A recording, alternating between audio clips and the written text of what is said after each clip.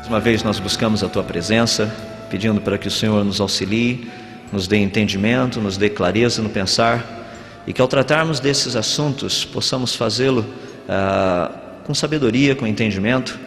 Pedimos ao Senhor, a Deus, para que as aplicações práticas dessas coisas todas que temos visto possam se manter na nossa mente. Ajuda-nos a pensarmos na vida de Noé, o homem que ele foi, aquilo que ele fez, o quanto que ele influenciou a vida dos seus filhos, da sua família e, de um ponto de vista maior ainda, a humanidade toda. Talvez o Senhor não tenha um plano de reformar a humanidade através das nossas vidas, mas talvez o Teu plano seja de reformar aqueles que estão próximos de nós.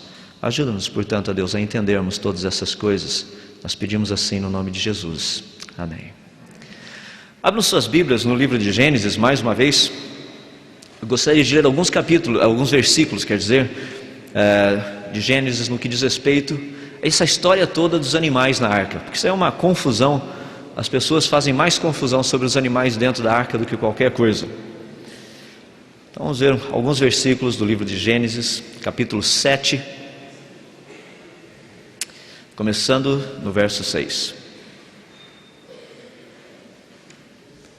Nós já vimos que Deus havia dito para Noé, para ele levar 2 de cada espécie e colocar esse povo, esses animais, dentro da arca. Vamos dar continuidade a isso, começando então, portanto, no verso 6. Diz o seguinte: Noé tinha 600 anos de idade quando as águas do dilúvio vieram sobre a terra.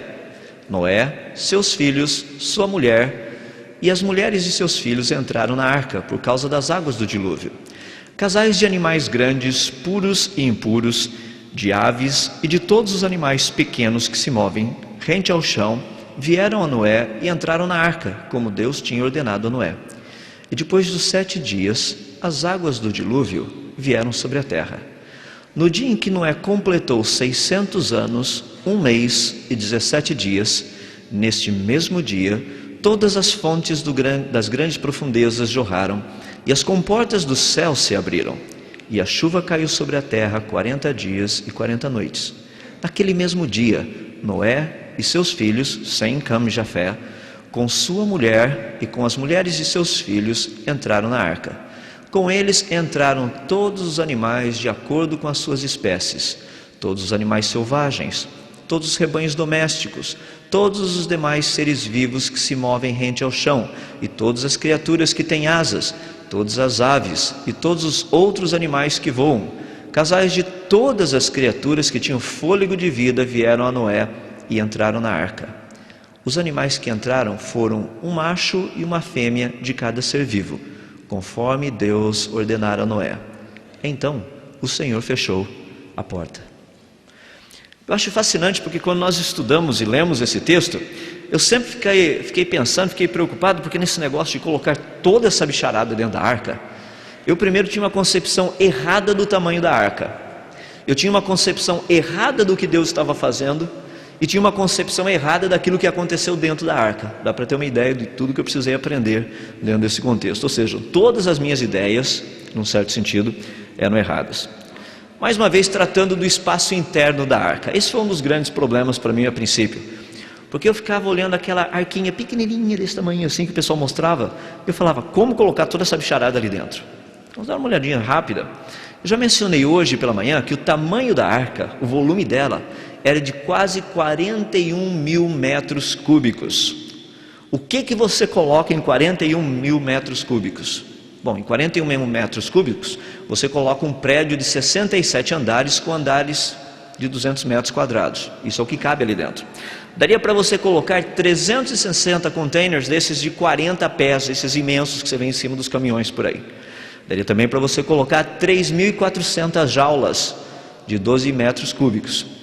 E se por um acaso Noé ficasse sem emprego, daria para ele levar quase 4.000 Corsas, esses carrinhos, corsinhas por aí, de um lugar para outro. Era muito espaço dentro da arca. Mas o que é fascinante é que se você pegar a maior parte dos animais, tem mais ou menos o tamanho de uma ovelha. Daria para nós colocarmos aproximadamente 120 mil animais do tamanho de uma ovelha dentro da arca. E não todo mundo empacotado. Tranquilo. Então há uma concepção às vezes errada daquilo que nós conseguiríamos colocar dentro da arca. A Bíblia nos diz o seguinte: de tudo o que vive, de toda a carne, 2 de cada espécie, macho e fêmea, farás entrar na arca, para os conservares vivos contigo. Das aves, segundo as suas espécies, do gado, segundo as suas espécies, de todo réptil da terra, segundo as suas espécies, 2 de cada espécie, e olha a expressão, virão a ti, para os conservares com vida. A Bíblia tem alguns pequenos detalhes que a gente esquece à medida que a gente vai lendo. Deixa eu tratar um pouquinho do que vem depois, para juntar as duas partes. Deus disse mais: de todo animal limpo levarás contigo 7 pares, o macho e a sua fêmea. Mas dos animais imundos, 1 par, o macho e a sua fêmea. Também das aves do céu 7 pares, macho e fêmea, para se conservar as sementes sobre a face da terra. O texto está falando de algo muito interessante, que Noé deveria levar consigo todos esses animais. Mas Deus disse que 2 de cada um viriam até Noé. Por que 2 de cada um deveriam vir até Noé? A resposta é simples. Quem é que poderia escolher o melhor material genético de cada espécie? É Deus. Por isso Deus disse a Noé: 2 de cada um virão a ti. Eu trago, você guarda. Noé não precisou sair caçando animais pela superfície do planeta, indo para baixo e para cima. Vocês viram um dromedário por aí? Eu estou precisando de um casal, você não tem nenhum para vender? Chega lá do outro lado, eu preciso de um casal de papagaios, você não tem papagaios para vender? Vai lá do outro lado do mundo e fala: olha, estou procurando 2 apatossauros, você não tem apatossauros aí para me vender? Vai andando para lá e para cá procurando 2 de cada um. Deus falou: não, isso é meu trabalho. Eu trago para você 2 de cada um, e tu os farás entrar na arca. Foi Deus quem escolheu o material genético. Foi Deus quem escolheu o que entraria na arca. E sabe o que é fascinante? Se a gente der uma extrapoladinha bem de leve nisso também, o que é fascinante é que Deus falou que entrariam na arca os filhos de Noé e as esposas deles, ou seja, cada um com a sua esposa. Eu fico pensando a importância de Deus ter escolhido com quem os filhos de Noé também iriam casar-se. Deus não escolheu só o material genético dos animais, Ele escolheu o material genético dos seres humanos também. Eu acho fascinante ver como Deus cuida até dos menores detalhes. Mas o texto fala de animais limpos e de animais impuros. Só para a gente ter uma ideia, os textos das Escrituras que tratam de animais limpos e impuros são alguns textos no livro de Levíticos, Deuteronômio. A gente precisa dar uma procuradinha por ali para ver. Por exemplo, Levíticos capítulo 11 fala dos animais limpos da terra. São eles os que têm unhas fendidas, os que têm casco que se divide em 2, e os que ruminam. Esses são os limpos. Das águas, os que têm barbatanas e os que têm escamas. Dos que voam, subtraídas que são imundas. Isso é fácil porque tem uma lista bem grande lá, então é só pegar aquele pessoal, o que não for aquilo serve. E dos insetos, os que voam, os que têm 4 pernas, as traseiras são mais compridas. Inclusive a Bíblia trata desses detalhes todos. E se nós olharmos dos imundos? Bom, os imundos têm uma lista bem grande também. Os da terra seriam quais? Os que têm unha fendida, mas o casco não se divide em 2. Todos quadrúpedes que andam na planta dos pés. E os da água? Os que não têm barbatanas nem escamas. Dos que voam, daí é que vem a lista. Tinha águia, tinha o quebrantoso, águia marinha, milhano, falcão, corvo, avestruz, coruja, gaivota, gavião, mocho, corvo marinho, ibis, gralha, pelicano, abutre, cegonha, garça, polpa e morcego também. Essa turminha toda que estava ali. Agora você fala: peraí, então desses daqui é só para levar um casal. Dos outros são 7. Poxa vida, já não tinha espaço para toda essa molecada, agora tem que levar 7 dos outros. Deus tem um plano e Deus tem um propósito a nível de procriação de todos esses negócios depois. O que Deus está interessado é fazer um trabalho específico. Por isso que Deus entra em grandes detalhes, em muitos detalhes. Vejam só, tem na nossa listinha de animais imundos um grupinho que normalmente a gente não gosta de olhar muito, que é chamado os enxames de criaturas. Por exemplo, a doninha, rato, lagarto, geco, crocodilo da terra, lagartixa, lagarto da areia, camaleão, tudo que anda sobre o ventre. Também dos insetos, todos que voam e têm 4 pés, tem que voar e ter 4 pés, ou todos que têm muitos pés. Toda essa lista faz parte de um contexto de animais que nós conhecemos hoje, muitos deles.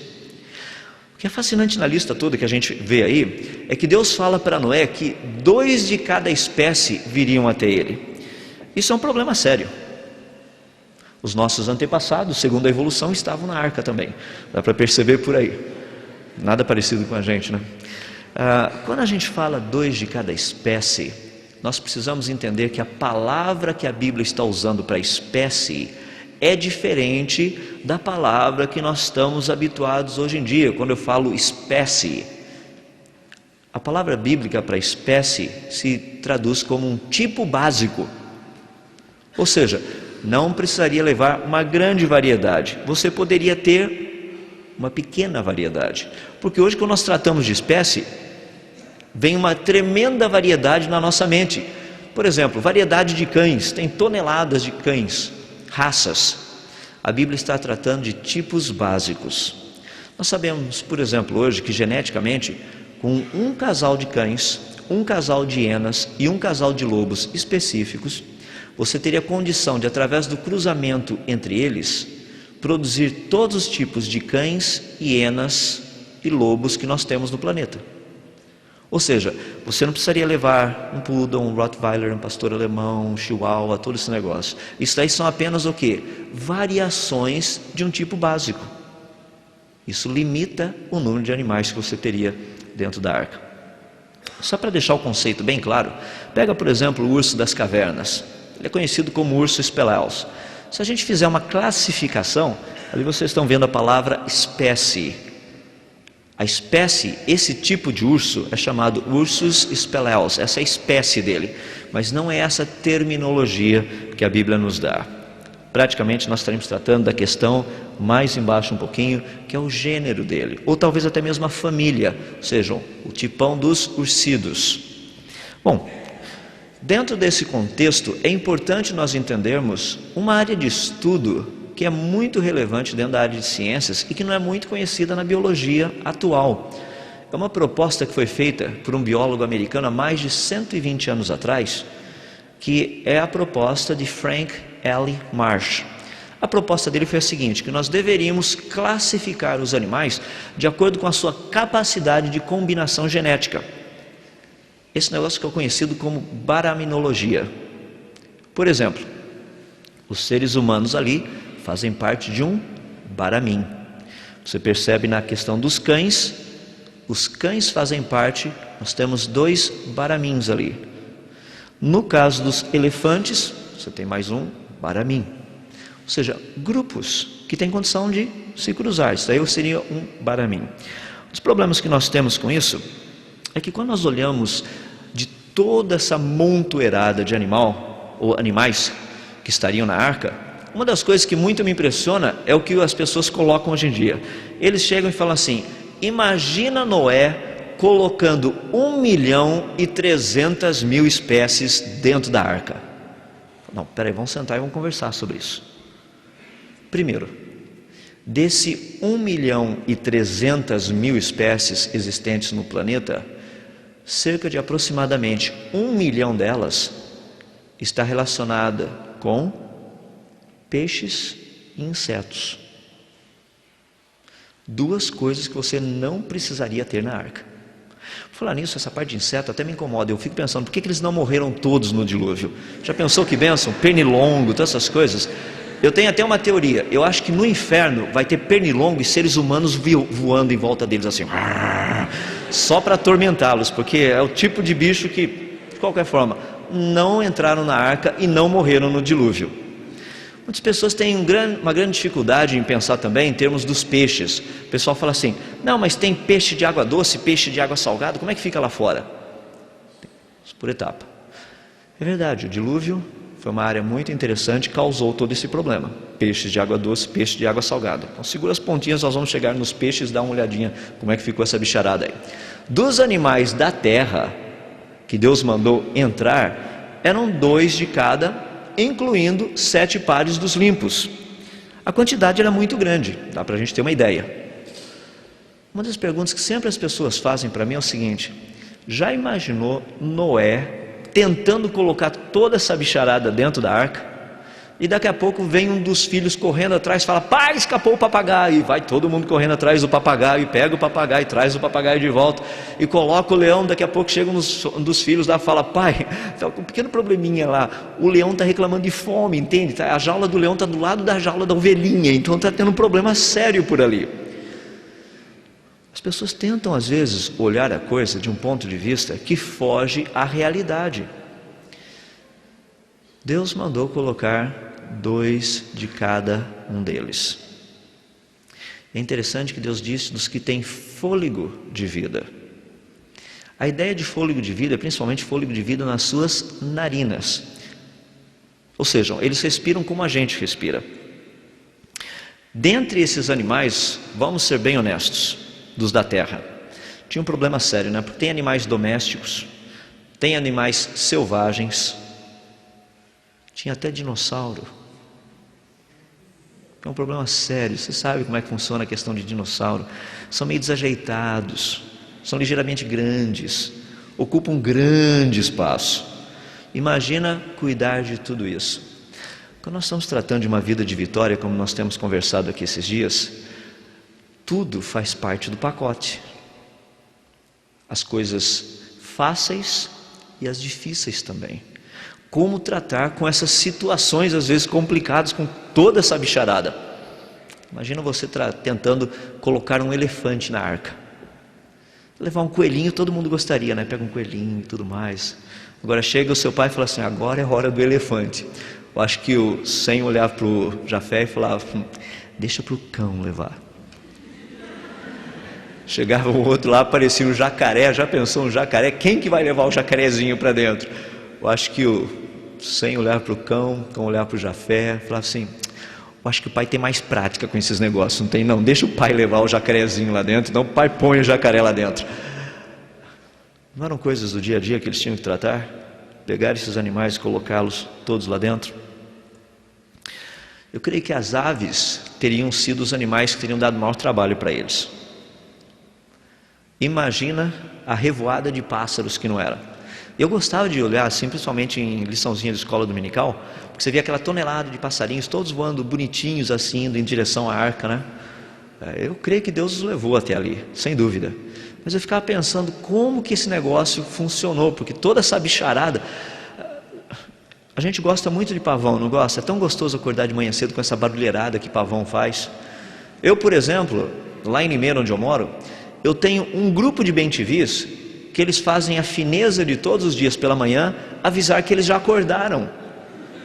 6:30 da manhã, essa molecada faz um zoê.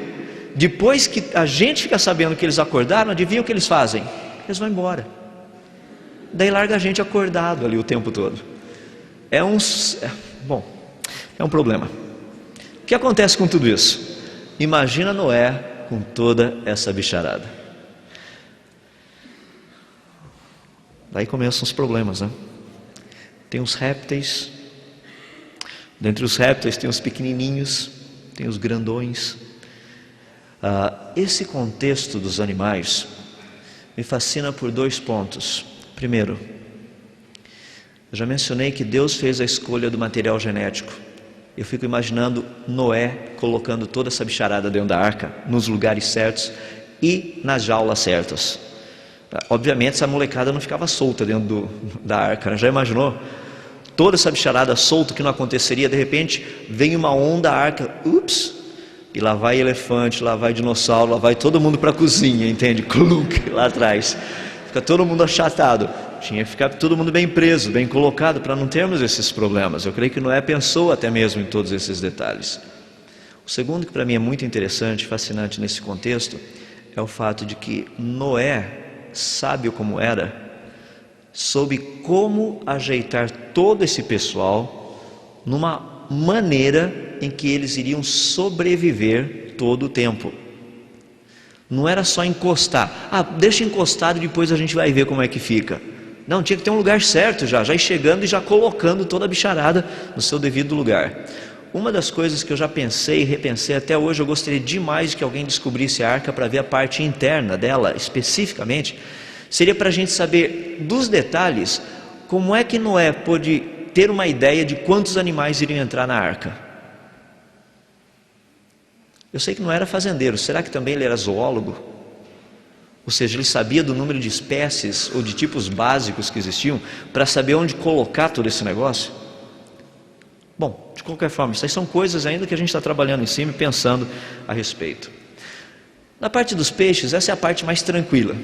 Assim não tem muitos problemas, porque o que mais tinha fora da arca era água. Então não seria o problema maior. Mas resta aquele problema que o pessoal fala, mas como é que fica essa questão de peixe de água doce e peixe de água salgada? Hoje, com vários estudos que nós fazemos, inclusive fora do planeta Terra, utilizando, por exemplo, o planeta Júpiter, nós vemos que existem lugares em que coisas diferentes não se misturam com facilidade. Por exemplo, o planeta Júpiter tem muitos gases na sua atmosfera. E você percebe que claramente que esses gases não se misturam. Tem aquele famoso olho vermelho que já está lá em cima há mais ou menos quase 300 anos, pelo menos, se não fizer mais tempo. É um mega furacão que dá para você colocar quase 5 terras dentro dele e ainda sobra espaço. É um furacãozinho assim, meio light. Imagina o contexto. Esse negócio todo funcionando e não se misturando. Você fala, mas o que isso tem a ver com o planeta Terra? É simples. O rio Amazonas, quando ele deságua no oceano, ele ainda permanece água doce mais de 70 quilômetros mar adentro. Você pode pescar peixinho de água doce no meio do Oceano Atlântico, praticamente 70 quilômetros lá dentro, você está pescando peixinho de água doce. Você pega, por exemplo, o Rio Negro e os Solimões, antes de juntarem para formar o Amazonas, você percebe nitidamente que as águas estão diferentes. Ou seja, água doce e água salgada, o que aconteceria durante o dilúvio, você teria bolsões de água doce e de água salgada. E nós vamos estudar amanhã para ver que a quantidade da salinidade da água do mar não era tão alta quanto que a gente tem hoje. Ela é alta hoje devido ao dilúvio. Então a questão dos peixes teria muito problema. Teria peixe dentro da arca? Bom, só se a esposa de Noé quisesse colocar um aquáriozinho para enfeitar a cozinha, coisa desse jeito, mas tecnicamente não haveria necessidade. Daí entra o grande problema, que são esses caras aí atrás, os dinossauros. Como colocar dinossauros na arca? O grande problema que eu vejo é que muitas pessoas, e de uma forma geral na igreja, nós já fomos de tal forma endoutrinados a pensar que seres humanos e dinossauros nunca foram contemporâneos. E quando Deus fala para Noé que 2 de cada um entraria, 2 de cada espécie, obviamente Deus também está falando dessa turma aí de trás, dos dinossauros. O grande problema que as pessoas têm é como colocar todos esses animais na arca, incluindo os dinossauros. Daí a nossa pergunta: Noé teria colocado animais adultos ou filhotes? A resposta é simples: filhotes. Por quê? Porque é assim que a gente tem o hábito de transportar animais, por exemplo, da África para o zoológico. A gente leva animais pequenos, muito mais fácil para adaptação. Imagina Noé chegando para um dos filhos dele falando assim, ó, pega aquele Tyrannosaurus Rex. O Sem dá uma olhadinha para o cão e fala, isso daí é trabalho para o Jafé. E vai lá o Jafé fala, tá bom, eu pego, onde é que está o pecinha? Ele vai lá, pegaria um Tyrannosaurus Rex, filhote de mais ou menos uns 60 centímetros, um negocinho dessa altura assim, um catatalzinho, pega e fala, se morder eu te bato ainda. Segura e leva embora e coloca lá dentro da arca. Um macho e uma fêmea. Imagina cão carregando um brachiosauro. Um brachiosauro, quando filhote ele tinha mais ou menos 50 centímetros, pega no seu colo e leva o brachiosauro para dentro da arca. Sem nenhum problema. Você sabia que os elefantes, na sua maioria, são mais pesados quando filhotes do que a maior parte dos dinossauros? Acho que ninguém queria carregar o elefante para dentro da arca, porque aquilo era pesado, o resto era meio tranquilo assim. Ou seja, a questão de levar animais, filhotes, é algo importante. A questão dos animais selvagens, tratamos da área da alimentação, a questão dos carnívoros principalmente. Eu já pedi para vocês darem uma olhadinha, mas vamos dar uma outra olhadinha lá no livro de Gênesis, que é algo fantástico. Capítulo 1, verso 29 e verso 30. Eu vou ler apenas o verso 30, que é o que está colocado ali, mas eu gostaria que você lesse, para ficar bem gravado na sua mente esses dois versículos. Deus diz o seguinte, Gênesis capítulo 1, versos 29 e 30.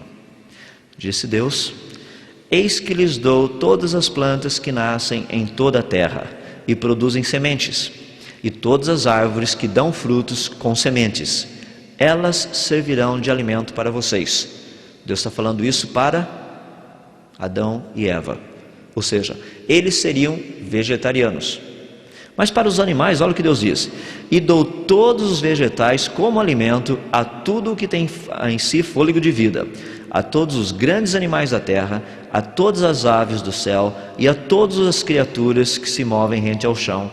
E assim se foi. Deus fez dessa forma. Todos os animais eram herbívoros. O problema é que nós temos a ideia em pensar que a questão dos dentes caninos são utilizados para rasgar carne. Não necessariamente. Tem muitas plantas que você precisa dos caninos para rasgá-las.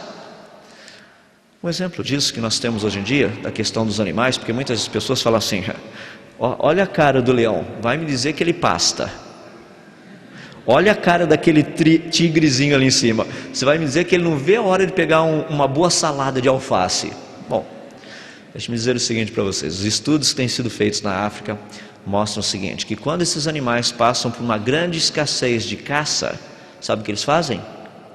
Pastam.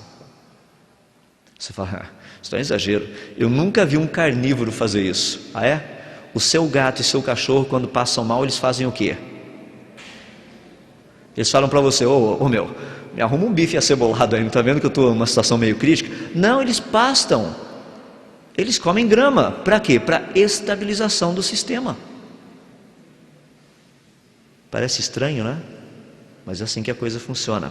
Ou seja, o que Noé precisaria se preocupar era em levar muita alimentação para todo esse povo. E essa alimentação seria o quê? Não tinha que ter freezer na arca, eu posso te garantir. Guardar, por exemplo, pedaços de camelos para os tiranossauros, pedacinhos de não sei... Não. Tudo que Noé precisaria levar era simplesmente comida, no sentido de vegetais, capim, esse tipo de coisa. O que é fascinante nisso é que eu fico pensando o trabalho que não deve ter dado para preparar todo esse negócio. Imagina 371 dias na arca. Imagina você preparando 371 refeições para a sua família, sem contar a comida dos animais. Bom, a comida dos animais era mais tranquila, não precisa ter uma variedade. Mas imagina você na arca comendo a mesma coisa por 371 dias. Seria um problema sério. Uma questão importante, já estamos terminando, a parte dos animais na arca. Muitas pessoas ficam pensando o seguinte: deve ter sido um grande problema, mesmo levando filhotes na arca. Filhotes que eu digo, não estou me referindo a recém-nascidos, tá? Mas aqueles que já se alimentam normalmente, por si mesmos.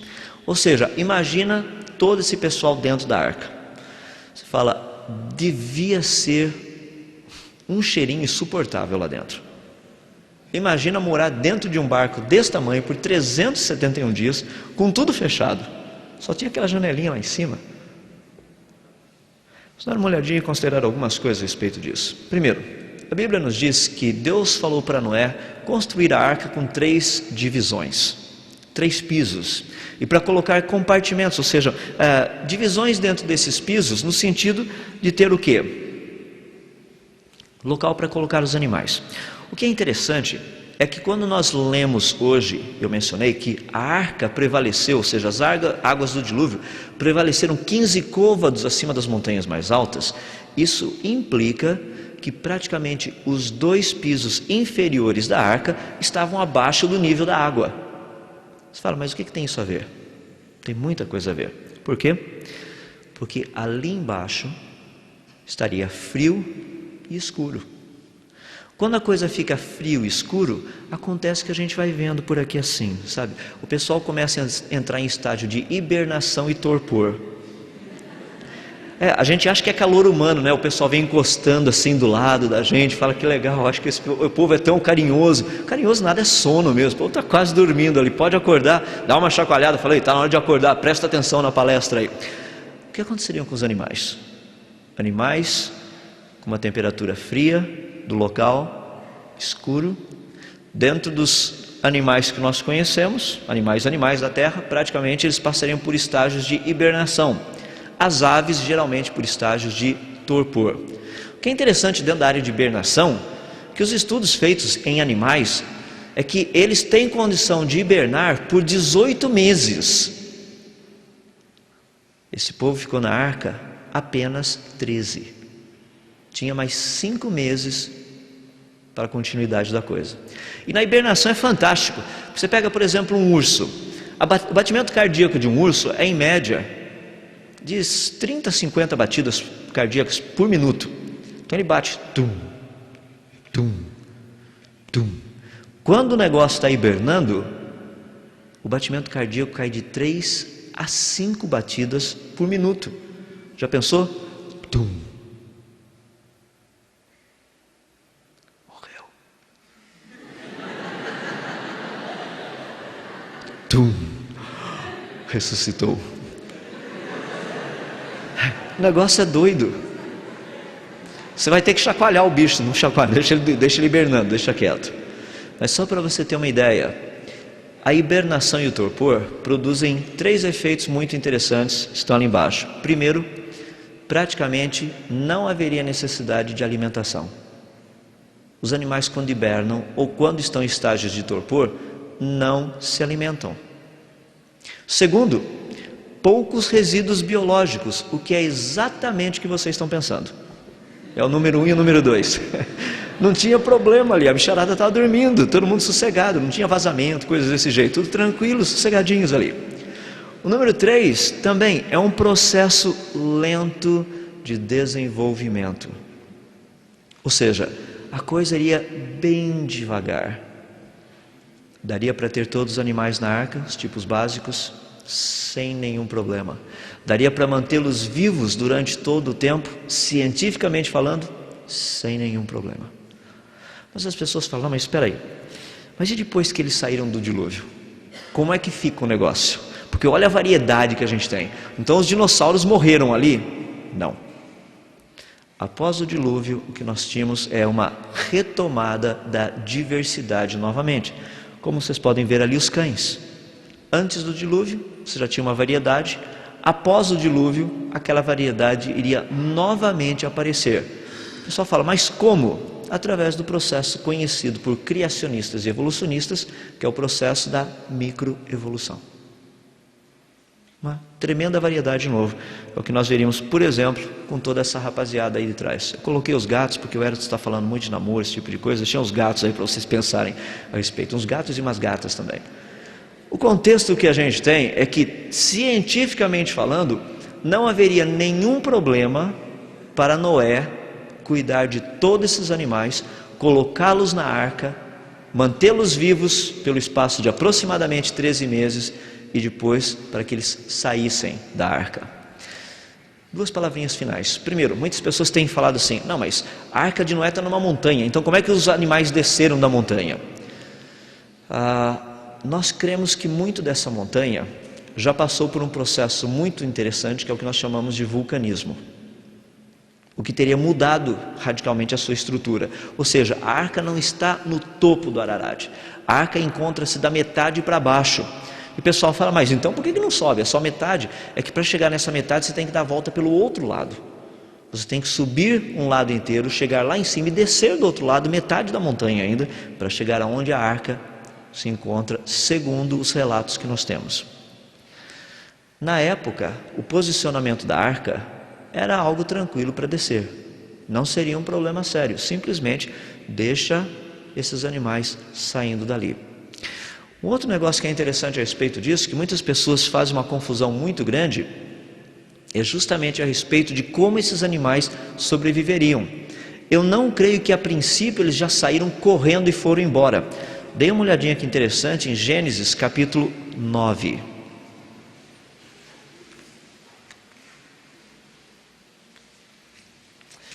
Deus fala algo muito interessante ali com Noé.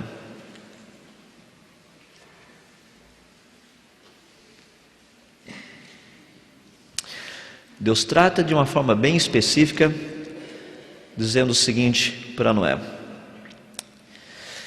Verso 1. Deus abençoou Noé e seus filhos, dizendo-lhes: sejam férteis, multipliquem-se e encham a terra. Todos os animais da terra tremerão de medo diante de vocês. Os animais selvagens, as aves do céu, as criaturas que se movem rente ao chão e os peixes do mar. Eles estão entregues em suas mãos. Tudo que vive e se move servirá de alimento para vocês. Assim como lhes dei os vegetais, agora lhes dou todas as coisas. O que esse texto está nos dizendo é que antes dessa ocasião, os seres humanos não se alimentavam de animais. Havia um contexto, um relacionamento de amizade entre esses grupos de seres humanos e animais. Um animalzinho ficava do teu lado ali falando: pronto, já viu? Olha só, coitado do peru passeando falando: dia de ações de graças está chegando, imagina só o que vai acontecer comigo, meu chapa. Ele olhava para Noé, não havia essa dinâmica. Todo o contexto era outro. Mas Deus disse: isso será mudado. Portanto, os animais, quando saíram da arca, a princípio, eles ainda mantinham aquele relacionamento estreito que a Bíblia nos diz no princípio, que era um relacionamento sem temor, sem medo. Eu queria proporcionar que os animais, a princípio, ficariam por volta ou por perto do quê? Da onde estava a arca de Noé e da sua família, sem nenhum problema para que eles pudessem se desenvolver. Mas só algumas pequenas coisinhas que a gente trata, e eu gostaria de dar uma lição prática para vocês, que é a seguinte: Noé planejou tudo com antecedência. Noé executou todas as coisas com eficiência. Noé cuidou de todos os animais com diligência. Foi importante para ele. Deus havia dado uma missão a Noé, só por questão de pensamento. Se não fosse o cuidado de Noé, olhe ao seu redor a nível de animais, nenhum deles estaria presente. Dá para imaginar o tamanho e a proporção do trabalho que foi o trabalho de Noé? Imagina que legal visitar um zoológico sem animais. Você iria ver pés de tomate, pés de quiabo, pés de milho, porque não teria animal nenhum. Noé foi cuidadoso em fazer todas as coisas que Deus havia proposto para ele. Espero que seja essa a atitude de vocês, independente do contexto. Pensem que aquilo que vocês fazem hoje pode causar impacto nas gerações futuras também. Esse é o trabalho nosso diante de Deus. Uma vida de vitória implica nessas coisas. Vamos orar. Mais uma vez, Pai, nós somos tão gratos a Ti por todo esse contexto que nós vemos do Teu servo Noé, o cuidado que ele teve.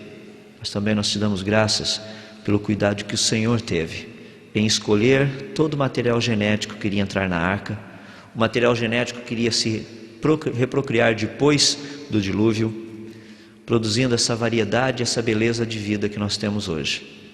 Quando nós temos a oportunidade de visitar lugares e ver animais exóticos, coisas diferentes, nós nos impressionamos com a beleza da Tua criação. Mas nada disso teria sido possível se não fosse a obediência de um homem. E que se ele tivesse a obediência de um homem, tendo feito um trabalho bem feito como ele fez. Pedimos a Deus para que nas nossas vidas possamos fazer as coisas da mesma forma que Noé fez, para que na verdade seja uma vida de uma vitória que permeie séculos e séculos depois da nossa partida desse mundo, como é o caso de Noé. Hoje nós desfrutamos da bênção, da beleza da criação, vermos os animais, essa beleza de tantas formas de vidas diferentes que o Senhor criou, que foram preservadas através da obediência de um homem. Nós te damos graças pela vida dele, pela lição que nós aprendemos com Noé. Ajuda-nos a sermos como ele foi. Assim nós oramos pedindo essas coisas e o fazemos humildemente no nome de Jesus. Amém.